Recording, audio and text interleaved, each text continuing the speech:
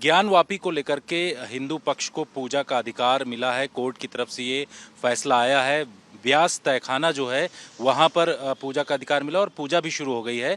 इस पर हमारे साथ बातचीत करने के लिए मौजूद हैं समाजवादी पार्टी सांसद एसटी हसन। सर, एक बड़ा फैसला कोर्ट का आया है, इसको आप किस तरीके से देखते हो? देखिए, कोर्ट के फैसले हैं, हम इसमें ज़्यादा टिप्पणी नहीं कर सकते, लेकिन हम ये समझते हैं कि सुप्रीम कोर्ट के वर्जन का इंतज़ार होना चाहिए था और सुप्रीम कोर्ट यकीनी तौर पर प्लेस ऑफ वर्शिप एक्ट को ध्यान में रखते हुए अपने फैसले सुनाएगा।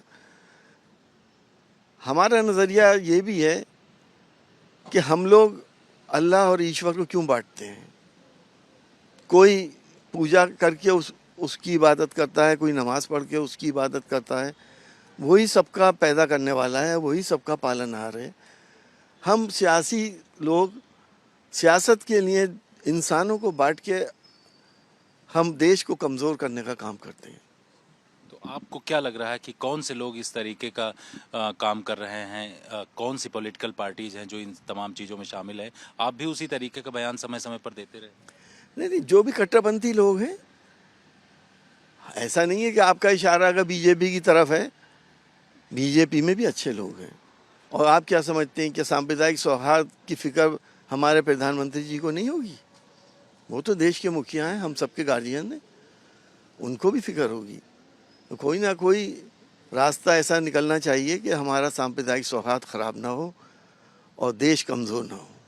लेकिन जो ज्ञानवापी है वहाँ पर कई ऐसे हिंदू प्रतीक चिन्ह मिले हैं। ये तमाम चीज़ एएसआई की भी रिपोर्ट आई है, उसके बावजूद भी कई जगहों से सवाल खड़े हो रहे हैं। बीजेपी के कुछ नेताओं की तरफ से कहा जा रहा है कि इसको अब खाली कर देना चाहिए। भाई, यही तो कट्टरपंथी है ना। अब अगर उस वक्त 1000 साल पहले, 500 साल पहले क्या हुआ था, क्या नहीं हुआ था, ना मुझे पता है ना आपको पता है। उस वक्त ना कोई संविधान था, ना ही लोकतंत्र था। राजशाही थी, बादशाह होते थे, सारी ज़मीन बादशाह की होती थी, बादशाह की ज़बान संविधान होती थी। जो उसने कह दिया वो हो गया। अब हम उसको घसीट के इस दौर में लेके आ रहे हैं जहां आज हमारा संविधान भी है और लोकतंत्र भी है।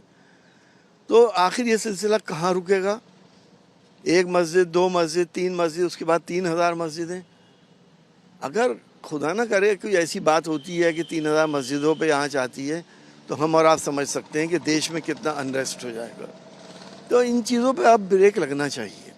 हमें साथ रहना है, साथ जीना है, साथ मरना है। आपको ऐसा क्यों डर लग रहा है 3000 मस्जिदों को लेकर के? आप इस तरीके का क्यों ऐसा महसूस हो रहा है? आपने नहीं सुने बयानात? बयान भी तो इस तरह के आ रहे हैं। जो कट्टरपंथी लोग हैं वो तो यही कहते हैं कि भाई इसके हमें सारी मस्जिदों को मुक्त कराना है, मंदिरों को।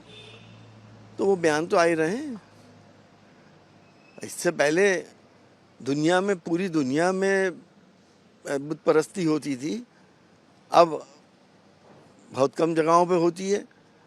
तो क्या तमाम दुनिया में जो मंदिर थे उसके ठेकेदार हम हिंदुस्तानी ही हैं क्या? आप क्या चाहते हैं? हम चाहते हैं कि ये सिलसिला बंद हो, हम हिंदू मुसलमान प्यार मोहब्बत से साथ बैठें और इसका सलूशन निकालें और एक दूसरे को कुर्बानी देने के जज्बे से निकालें। देश के लिए निकालें, हम आगे आने वाली अपनी नस्लों के लिए निकालें। क्या इन सब मुद्दों को लेकर के राजनीति हो रही है? आपके हिसाब से क्या लगता है? देखिए, मैं तो यही समझता हूँ कि देश की इस वक्त सियासत धर्मों का, मजहबों का सहारा लेके अपनी मंजिलें तय कर रही है। हम ना रोजगार की बात करते, ना किसान की करते, ना महंगाई की करते, ना स्टूडेंट की करते। तो हम हिंदू मुसलमान आखिर कब तक? बंद होना चाहिए ये सिलसिले। शुक्रिया सर। कैमरामैन अनिल जायसवाल के साथ जितेंद्र सिंह, आज तक।